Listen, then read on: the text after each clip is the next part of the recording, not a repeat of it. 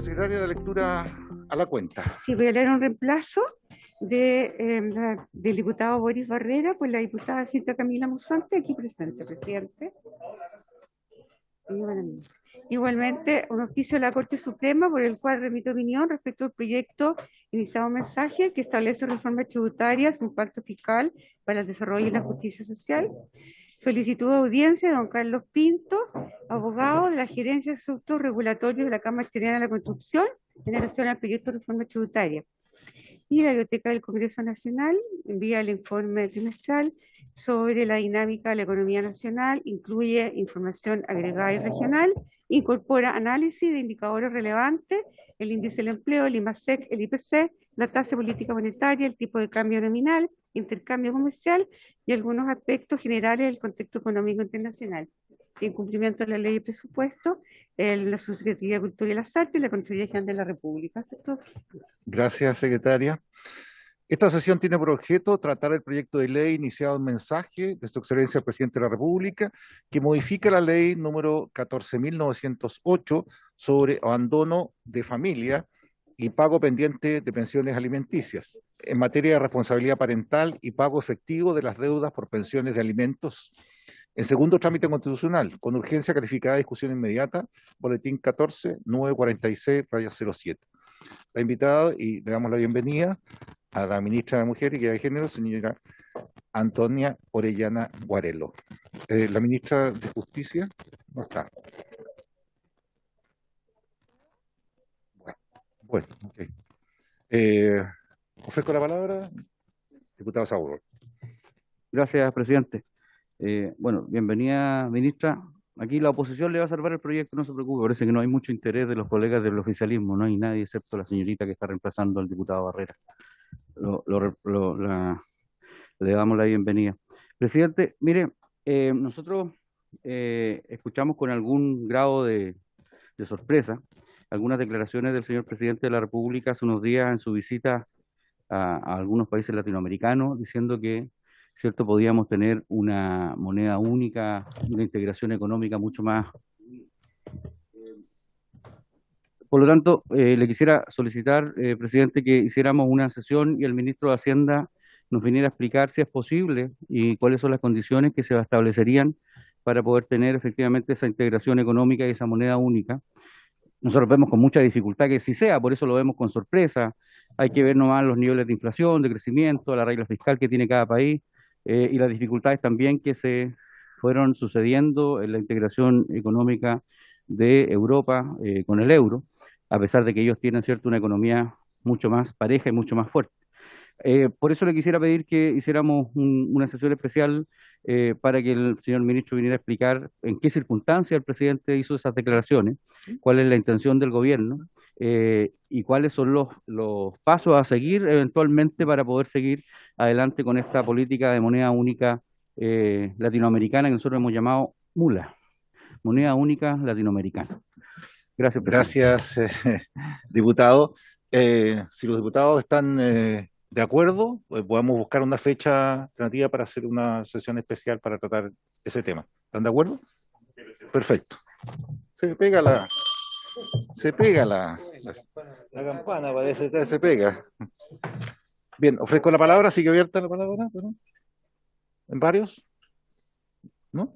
Perfecto, entonces le damos la palabra a la ministra de la Mujer, señora Antonia Orellana. Tiene la palabra, ministra. Bienvenida nuevamente. Es que alguien más lo prendió, eso pasa de ser. Sí, me retan en la transmisión después. El requisito previo para poder activar este procedimiento especial es que se debe haber solicitado la liquidación de la deuda. Como ministerio, desde que asumimos, hemos estado trabajando en continuidad con lo hecho anteriormente para poder implementar el Registro Nacional de Deudores de Pensiones de Alimentos y, por lo tanto, todas las disposiciones que hemos incluido en este proyecto de ley dialogan con las que ya están en ejecución del Registro Nacional de Deudores de Pensiones de Alimentos o las que empezarán a regir de acuerdo al cronograma establecido al publicarse esa ley en noviembre. La primera etapa del procedimiento especial busca el patrimonio en cuentas bancarias, instrumentos financieros y de inversión y en cuentas de ahorro previsional voluntario. Esto incluye la revisión de sistemas de interconexión, es decir, poder por primera vez investigar el patrimonio del alimentante de oficio del propio tribunal. Aquí no estamos innovando respecto a al levantamiento del secreto bancario.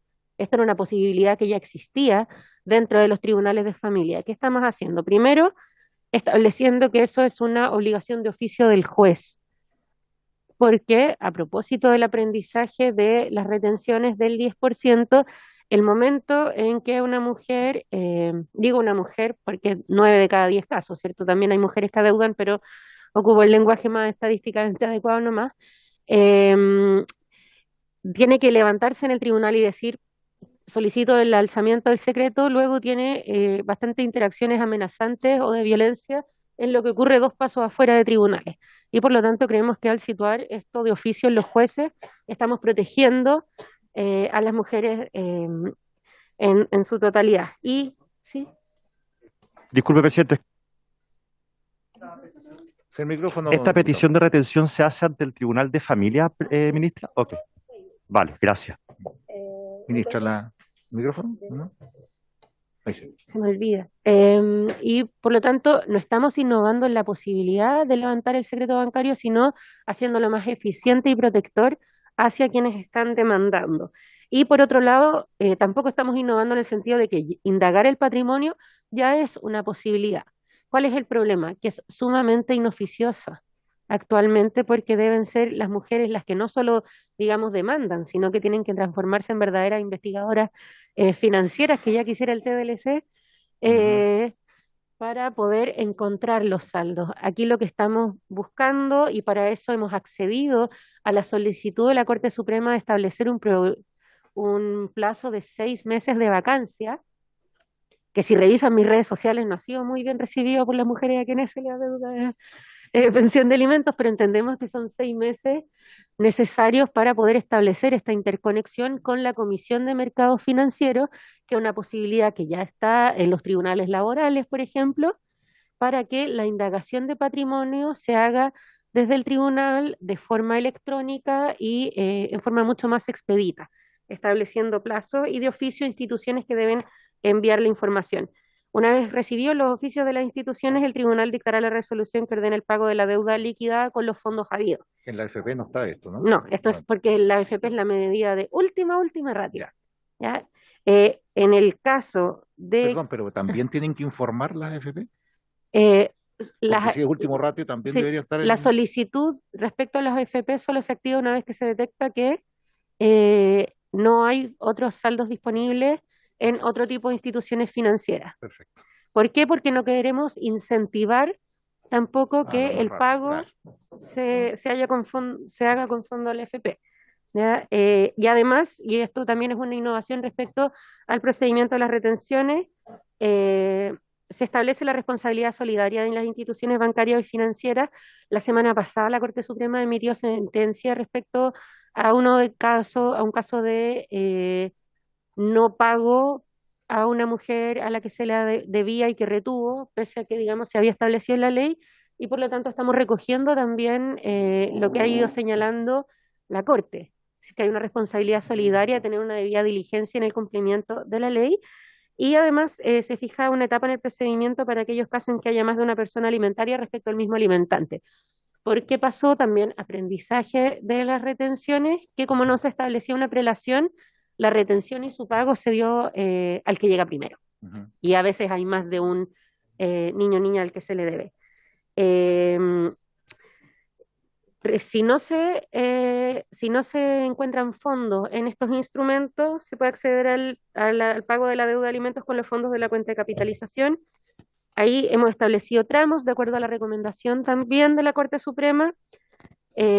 Dependiendo de cuántos años quedan para jubilar, se puede acceder a determinados montos, estableciendo siempre que nunca se va a poder exceder un 90% de los recursos acumulados, y eso en el caso de quien le quedan más de 30 años para jubilar. Ujú. Sí, diputado. Sí. Si el alimentante se encuentra a 15 años o menos de cumplir con la edad legal para jubilar, el pago que se realice no podrá exceder de un 50%. Si se encuentra más de 15 años y menos de 30 años, no podrá exceder de un 80%, y si se encuentra más de 30 años, no podrá exceder un 90%. También hemos vinculado, como decía, esto con el Registro Nacional de Deudores de Pensión de Alimentos, y ahí hemos establecido que tal como el proyecto del registro estableció la liquidación automática y el ingreso al registro, que estará publicado en noviembre, aquí hemos establecido que una vez saldada la deuda se pueda salir del Registro Nacional de Deudores, porque creemos que eso era, que es un incentivo a lo que finalmente es lo que nos interesa, que es que las pensiones de alimentos se paguen. También hemos establecido otros límites que tienen que ver, por ejemplo, con los abuelos. Actualmente la ley establece la posibilidad de demandar subsidiariamente a los abuelos.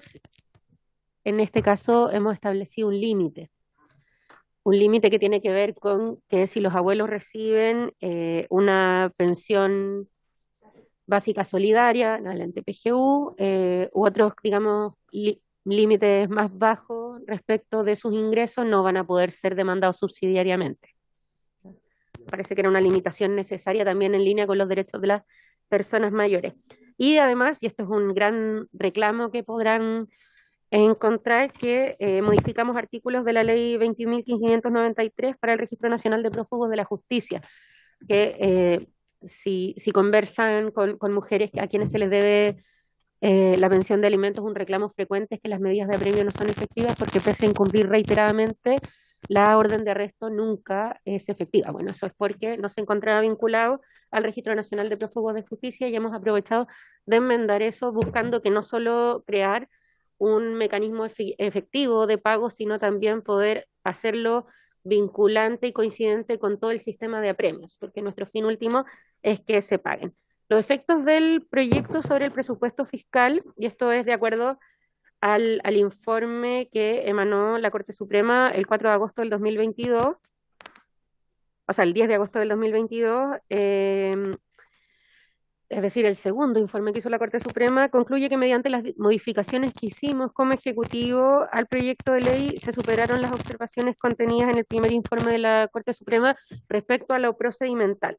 Las observaciones que reitera están relacionadas mayoritariamente con aspectos presupuestarios dirigidos a que los tribunales de justicia puedan ejecutar de buena forma el procedimiento especial y el resto de las disposiciones. Respecto a temas que incorpora el informe, incorporar a los hermanos y hermanas dentro de las personas que podrían activar. Este tema fue discutido en el primer trámite constitucional y resuelto, por lo tanto nosotras nos atenemos a lo que ya han discutido aquí en sede parlamentaria. También que la nueva redacción del artículo 323 del Código Civil no consideraría la existencia de otras personas alimentarias. Aquí tuvimos la nueva redacción de la norma no desconoce la existencia de otros alimentarios y no afecta las reglas que determinan cómo se debe fijar la pensión de alimentos. Hubo ahí un problema con un informe emanado desde una comisión que tiene que ver con una tercera disposición, pero ya está resuelto con la Suprema. Lo mismo respecto al alcance de la expresión instrumento de inversión. Y bueno, la principal observación tiene que ver con que no existiría presupuesto para cubrir la eventual carga de trabajo. El informe financiero que acompañó el proyecto de ley, de acuerdo a las observaciones que hizo la Corporación de Administración del Poder Judicial, dispone de 840 millones para incrementar la provisión de cargos administrativos en el escalafón de empleados del Poder Judicial y cubrir sus respectivos gastos operacionales. Además, disponer que si aumenta el costo se puede disponer del Tesoro Público.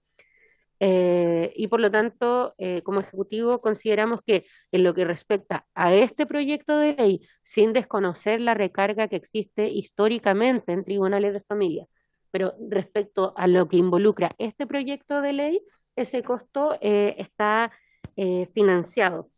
También se ha establecido que el procedimiento especial requiere un sistema de interconexión eficiente con distintos organismos, como la Comisión de Mercados Financieros, el Servicio de Impuesto Interno y las AFP, y que debe implementarse a través del actual módulo del sistema de tramitación de familias. Tiene que estar disponible también en trámite fácil del PJU, con acceso a la clave única, etcétera, y por lo tanto el Ejecutivo toma esa preocupación y ha establecido un fondo de gasto por una vez de 55.586 millones de pesos.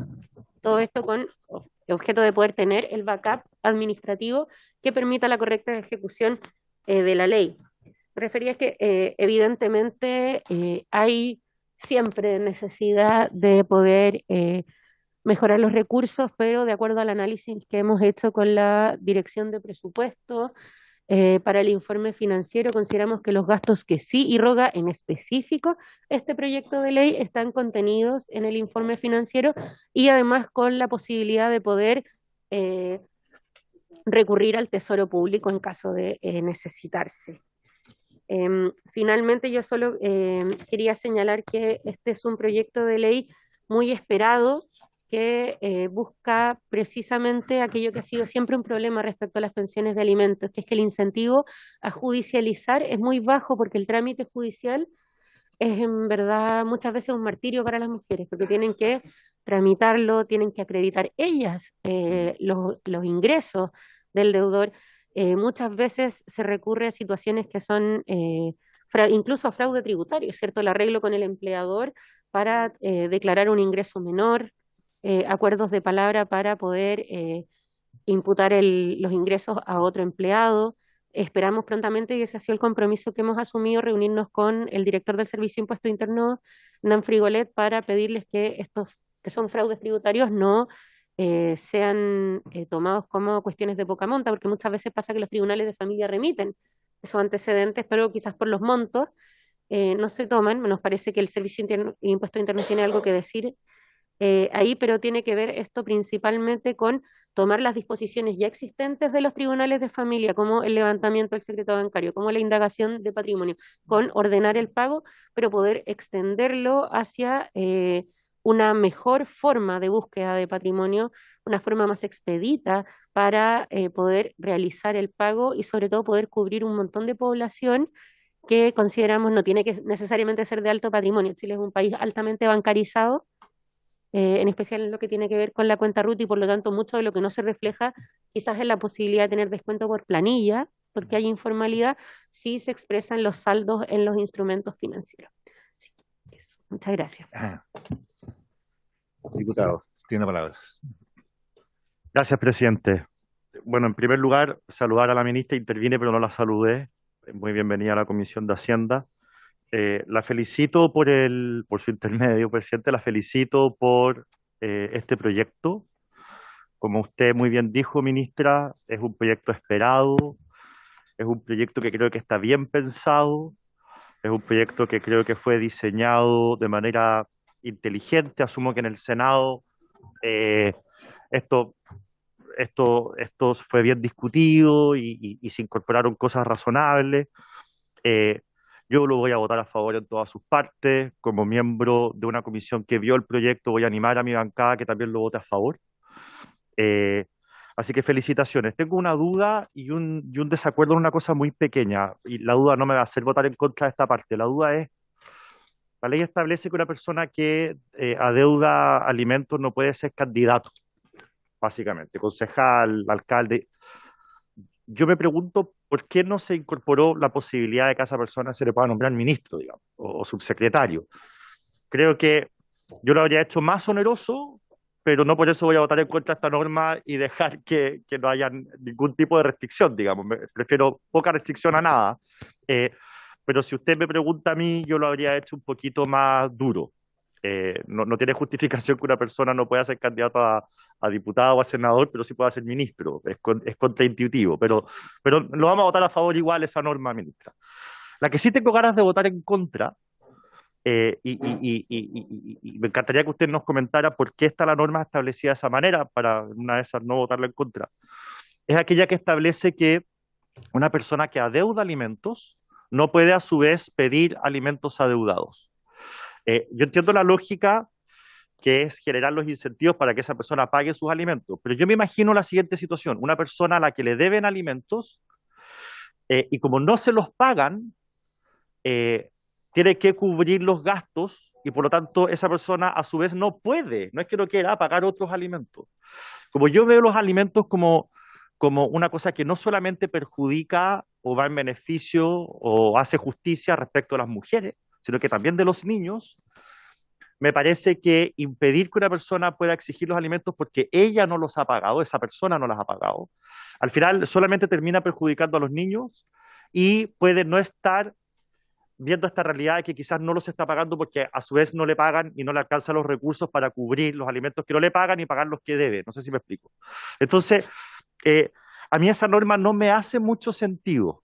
No sé si está bien puesto el incentivo. Entonces, salvo que haya algo que yo no esté viendo, que usted nos pueda explicar, ministra, a mí me gustaría saber si el gobierno estaría de acuerdo en que tomáramos por separada esa votación en la sala y la votáramos en contra, porque creo que puede generar al final más problemas que beneficios. El resto del proyecto lo vamos a apoyar y de verdad la felicito por esta tramitación. Gracias, presidente. ¿Alguna otra pregunta? Diputado Bianchi. Gracias, presidente. Ministra, para juntarnos. Sí, saludar por su intermedio a la ministra y a quienes le acompañan. Sumarme a las felicitaciones que ha hecho el diputado que me antecedió en el uso de la palabra.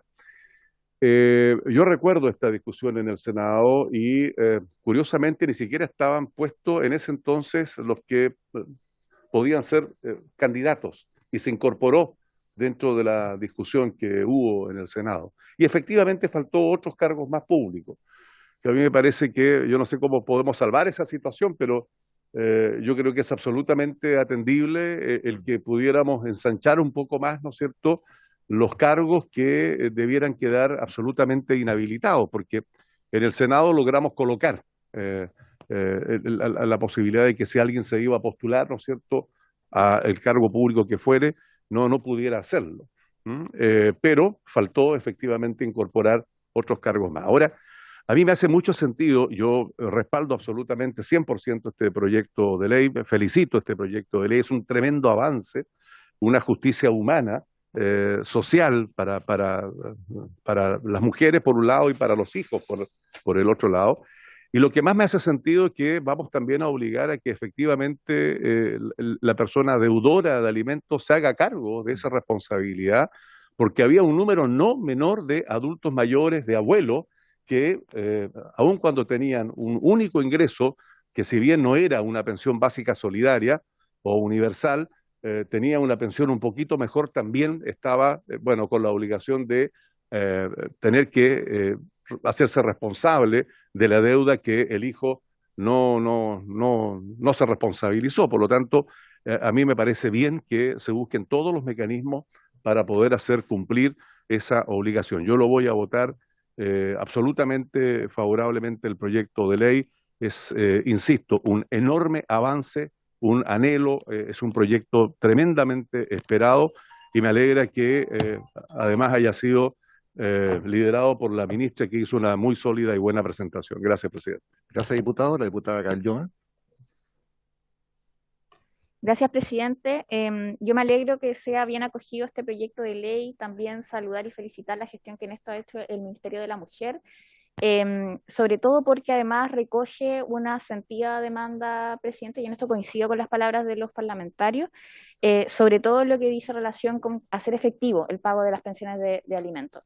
Yo en esto creo que es importante primero recabar que también a propósito de la pandemia fue que se logró visibilizar esta situación. Recordemos que la retención y este mecanismo se empezó, ¿cierto?, a utilizar. Obviamente acá se profundizó y se generó de mejor manera en el fondo en el trabajo que hizo el ministerio, pero por cierto fue un tema que se visibilizó en la pandemia y que pudimos también empezar a hacernos cargo desde las mociones parlamentarias que acá se presentaron. Yo quiero también saludar ese hecho porque fueron mociones que se presentaron de manera transversal, acogidas también de manera transversal por parte del Congreso, y en este sentido poder avanzar en un mecanismo más permanente y que no sea solamente en base a coyuntura, sino que poder hacernos cargo desde el Estado de cómo es necesario también no, en el fondo, dejar esa responsabilidad en el caso de la madre, sino que esto es una responsabilidad que también debe ser asumida del Estado, que tiene que ver con el cuidado de los niños y niñas, yo creo, y adolescentes, por cierto. Entonces, en ese sentido, quiero saludar la iniciativa que tiene presidente, y me parece también importante decir que es relevante que se avance en esto con urgencia. Y esto lo digo porque también me han planteado algunas organizaciones, madres en particular, que requieren este proyecto de ley que se haga aplicable lo antes posible. Presidente, yo en esto solamente hacer el último llamado al gobierno de que cuando salga, tengamos la oportunidad de que salga este proyecto de ley de acá, tenga una promulgación rápida, que permita también el proceso de instalación lo antes posible y ahí preguntarle por su intermedio cuáles son los tiempos que se está pensando para la implementación, presidente. Gracias, diputada. Diputado Romero. Gracias, presidente. Saludar a la ministra también y felicitarla porque creo que este proyecto efectivamente es un proyecto muy positivo para una gran parte de nuestra población. Sin embargo, a mí me queda una duda porque me pareció escucharla que su presentación en que la Corte Suprema habría superado las observaciones, pero no es lo que me dice acá el mismo informe de la Corte Suprema, que dice que en esta ocasión se advierte que se han superado algunas observaciones mediante modificaciones que se estiman positivas. Sin embargo, el grueso de las observaciones se reitera y van dirigidas principalmente a cuestionar la ausencia de reforzamientos presupuestarios que permitan a los tribunales de justicia hacer frente a la carga de trabajo que originará las actuaciones judiciales que la ley ordena efectuar bajo plazo y contar con las herramientas técnicas necesarias para enfrentar los desafíos que esta iniciativa trae aparejados. Y dentro de las observaciones que la Corte Suprema reitera, señor presidente, por su intermedio, para decirle a la ministra, está en el número 6, que dice relación con el sistema de interconexión, ¿ya? Acá hay dos cosas, presidente, que a mí me parecen extrañas y se me sale el abogado que tengo en la sangre. Uno, primero, es que veo acá un preocupante retroceso en materia procesal porque se vuelve a poner al tribunal como investigador.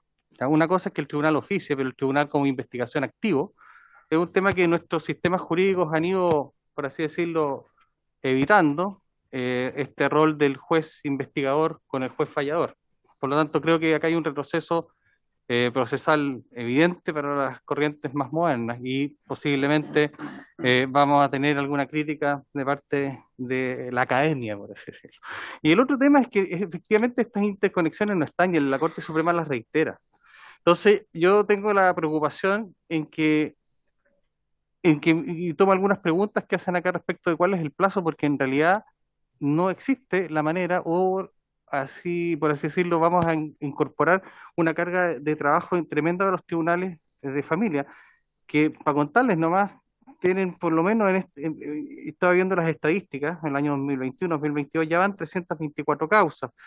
324.520 causas, hay que sacarle la violencia de vulneración de derechos, alguna cosa de ese tipo, pero estamos hablando de sobre 300.000, o sea, una cantidad tremenda. Entonces, para que esto no signifique una mayor carga y que los juicios no avancen, porque finalmente lo que importa es que la platita llegue, yo quisiera preguntarle a la ministra qué me puede decir respecto de estas observaciones que hace la Corte. Gracias, presidente. Gracias, diputado. Diputado Cifuentes.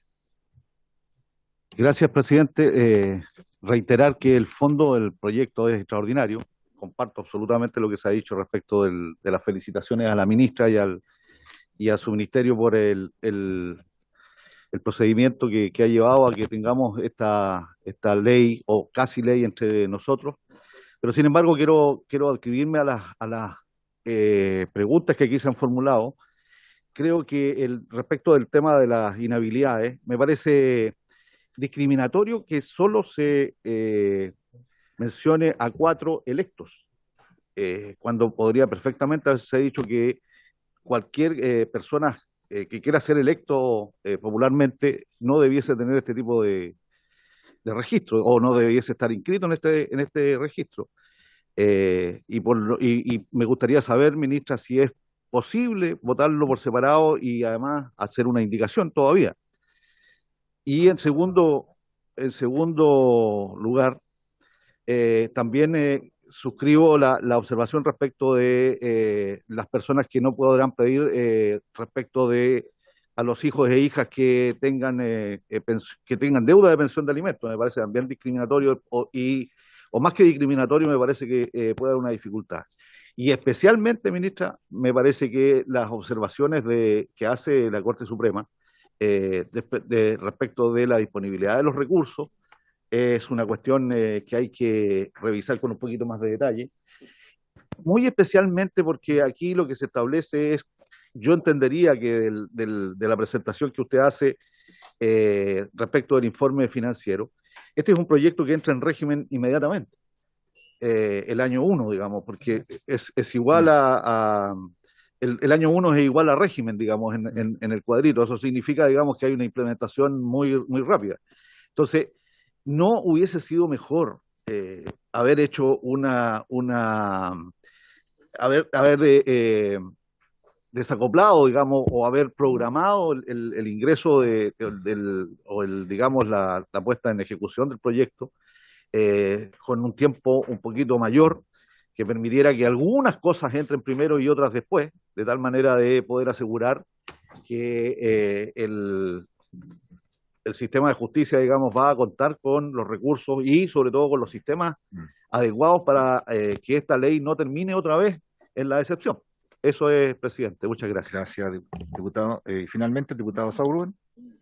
Don Frank. Gracias, presidente. Mire, primero, ministra, decirle que voy a votar a favor, pero no por eso decirle lo que realmente pienso. Yo pienso que este proyecto, primero que nada, es un proyecto bien triste, ¿ah? Que tengamos que hacer un proyecto de ley para que los papitos corazón respondan, me parece bastante triste como sociedad, digamos. Pero bueno, todos tenemos claro, ¿cierto?, que hay un porcentaje muy menor que quienes cumplen su deber mensualmente, y más bien la regla es que no se paguen, y se trata de evadir y tengamos que caer en esto. Y yo lo lamento no solamente porque es triste en lo sentimental también, en la relación con sus hijos, sino que también es triste porque hemos hecho un esfuerzo y la sociedad chilena está haciendo un esfuerzo hace muchos años, ¿cierto?, para ir mejorando pensiones. Y esto claramente es un atentado nuevamente a los fondos de pensiones, eh, porque en vez de incentivar el depósito de la cotización previsional, lo que estamos haciendo acá, ¿cierto?, es justamente tratar, incluso pudiera haber gente que eventualmente puede tratar de evadir esta responsabilidad a través de la informalidad. Entonces, es triste tener que debilitar un sistema que se está tratando de fortalecer a través de otras formas, porque, por ejemplo, ahora, ¿cierto?, se quiere aumentar la cotización previsional al 6% con cargo del empleador para ir a este fondo común, cosa que yo no coincido con eso, pero independiente de eso, se está haciendo un esfuerzo para poder aumentar la cotización, y aquí en este proyecto de ley estamos haciendo absolutamente lo contrario. Y yo entiendo la razón, es de toda lógica, porque este es el único ahorro forzoso que tenemos en la sociedad chilena. Y lamentablemente es la única forma de poder recurrir a personas que no han cumplido su deber. Pero como le digo, yo lamento más que tengamos que recurrir a los fondos de pensiones, porque no hay otra alternativa, y lamento que tengamos que recurrir a esta norma para que los papitos corazón hagan parte de su responsabilidad. Y por último nomás, ministra, decirle que a nosotros este proyecto nos parece bien, como dijo la diputada anteriormente, es un proyecto que aprobamos y apoyamos transversalmente desde los primeros retiros, porque creemos que es necesario que se responda, a pesar de que se tenga que responder, ¿cierto?, con los recursos propios de los trabajadores. Gracias, presidente. Gracias, diputado. Una cosita pequeña nada más. Primero decirle a los diputados que aquí lo que nosotros vamos a votar es el 19.4, ¿cierto?, que tiene que ver con la forma como el tribunal competente hace la investigación, el 19.5, que tiene que ver con el tema de la ley de AFP, el 19.6, solo el artículo 3, que tiene que ver con el que paga sexy, perdón. Bueno, pero entendió. Sexy, el artículo que no constituirán renta, ¿cierto? Y el artículo 4 transitorio sobre que esto se financia con cargo a la partida del Poder Judicial. Y ahí le hago la pregunta porque me preocupa el plazo al Poder Judicial. 3 días hábiles, sobre todo para hacer la investigación del patrimonio activo. Yo creo que va a ser poco. Lamentablemente, ellos no están acostumbrados, el Poder Judicial, a estos plazos tan cortos perentoriamente. Van a tener que invertir en bastante personal para poder buscar, ¿cierto?, en distintos lugares qué es lo que hay el patrimonio de las personas. Yo creo que ahí la idea es que no haya tiempos muertos, digamos, y que sea efectiva la ley, como decía el diputado. Ministra. Sí. Después la ministra. Gracias, presidente, independiente de que los temas a votar en esta comisión son los que usted señalaba, yo de todas formas quiero responder todas las encantado, consultas. Primero, muy en general respecto a las inhabilidades. Em, el motivo por el que las senadoras y el senador incluyeron solo las candidaturas, digamos, de gobierno local fue porque las inhabilidades respecto a parlamentarios y presidentes son materia de...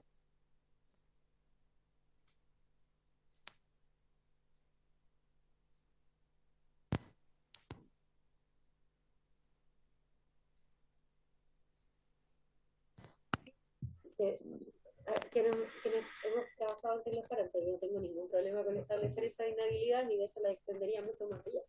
Pero, digamos, está la cuestión de la reforma constitucional. Actualmente hay un proyecto de ley aquí en la Cámara.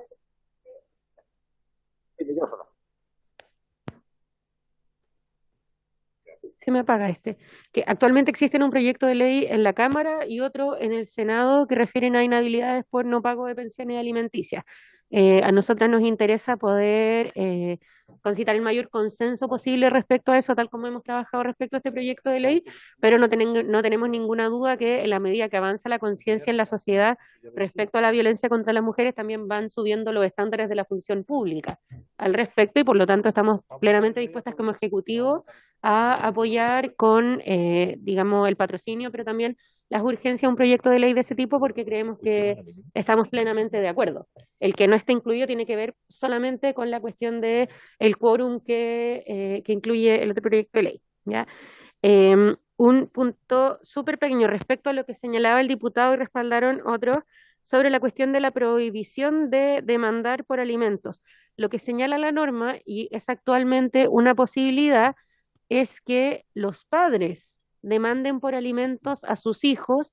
Esto se da habitualmente respecto a cuestiones de tercera edad, o sea, cuando ya se encuentran jubilados. Lo que proponemos en la norma es que los padres que abandonaron en infancia o que incumplieron en el pago de las pensiones de alimentos establecidas por un tribunal, en ambos casos, no van a poder demandar a sus hijos por alimentos. Eso es lo que refiere. En el entendido de que en el fondo ahí hay una relación filial que se rompe, ¿cierto? Y que no es justo dar la posibilidad a reabrirla de forma onerosa unos 60 años después, quizás, ¿cierto? Eso es lo que dispone esa norma. Y bueno. ¿Ah? Sí, Sí, y... ministra. ¡Au! Sí. No, pero nosotros estamos estamos... Respecto... ¿Viste este micrófono? Y, respecto a la cuestión del presupuesto, que es lo más importante también porque es lo que permite que la norma se haga carne, digamos, hacemos presente que los requerimientos presupuestarios señalados por la Corporación Administrativa del Poder Judicial se sustentan en sus propios dichos, y eso está presente en ambos informes, de acuerdo a una supuesta deuda histórica que se acarrearía desde el año 2020. Porque, y esto lo señalan los dos informes, desde tal año a la fecha se publicaron al menos 8 normas que habrían impactado en la carga de trabajo de los tribunales de familia. Buena parte de ellos tienen que ver también con los retiros y su retención. Y sobre el particular, como ministerio, si bien entendemos que pueda existir lo señalado por la corporación, el informe financiero que se acompañó al proyecto de ley solo puede hacerse cargo de las disposiciones del proyecto de ley, ¿cierto? Difícilmente el informe financiero de un proyecto de ley específico puede hacerse cargo de una realidad histórica de los tribunales de familia. Y más hay decir que el mayor gasto fiscal está imputado al Tesoro Público, entendiendo también que ahí requerimos tener flexibilidad hacia el Poder Judicial, pero creemos que también comprendiendo los históricos plazos del Poder Judicial, también es bueno que los veamos desde la otra perspectiva, no solamente desde la administración del Poder Judicial, sino también desde la perspectiva de las familias que demandan alimentos, desde la perspectiva de los niños y niñas y su bien superior, porque, digamos, comen todos los días, mes a mes, no, digamos, de acuerdo a los plazos que puede establecer la administración, y ahí nos parece deseable que que podamos establecer plazos, porque precisamente uno de los grandes desincentivos a judicializar este tema, lo que nos permite incluso poder hacer una estimación de gasto respecto a otros instrumentos. Hoy en día habían parlamentarias que nos solicitaban que hubiera un fondo de pago. Hoy no es posible, y esto lo estuvimos observando, hacer una estimación de gasto de un fondo de ese tipo, porque ni siquiera tenemos un universo real del abandono parental, porque es tan baja la judicialización respecto al universo real que no es responsable decir voy a estimar el costo de eso. Entonces, el desincentivo debido a los propios plazos es muy alto y por lo tanto también entendemos que ahí hay una tensión, pero que a nosotras nos parece que tiene que ser resuelta en favor de los niños y niñas. No sé si... Ministra, Sí, para no, votar. sí. Muy bien. Menos Diputado que- Romero, cortito, porque vamos a votar de inmediato. No, presidente, no, estaba revisando que efectivamente habría que modificar la Constitución que pasó la ministra y otro tema es que habría que modificar las leyes de bases generales, que se incorporaran en el 45 segundos, posiblemente ahí debería estar el tema no iría a los ministros, que en realidad sería volver el proyecto para otro lado. Ok. Diputado Fomilio, cortito. Sí. Gracias, presidente. Muy breve. Bueno, totalmente de acuerdo con el proyecto, tiene mi voto. Pero estamos ya, el próximo mes, el Ejecutivo debería presentar el proyecto de presupuesto de la Nación del año 2023. Y aprovecho por su intermedio, presidente, para que la ministra pueda moverse con Hacienda, con el Ejecutivo, para que pueda incrementar la cantidad de recursos que se le destina al Poder Judicial, a los tribunales de familia, porque de lo contrario vamos a tener un cuello de botella enorme y hemos visto efectivamente los problemas que tienen y uno que conoce, digamos, cómo actúan esos tribunales. Y creo que es el momento también para que se considere un aumento en el presupuesto 2023. Muchas gracias, diputado. Bueno, ponemos en votación entonces, secretaria. Presidente, entonces todos los artículos conjuntamente, voy a tomar la votación. Informo que se presentó el reemplazo para el diputado Naranjo, el diputado Santana, que no está presente. Por lo tanto, son 12 los diputados presentes.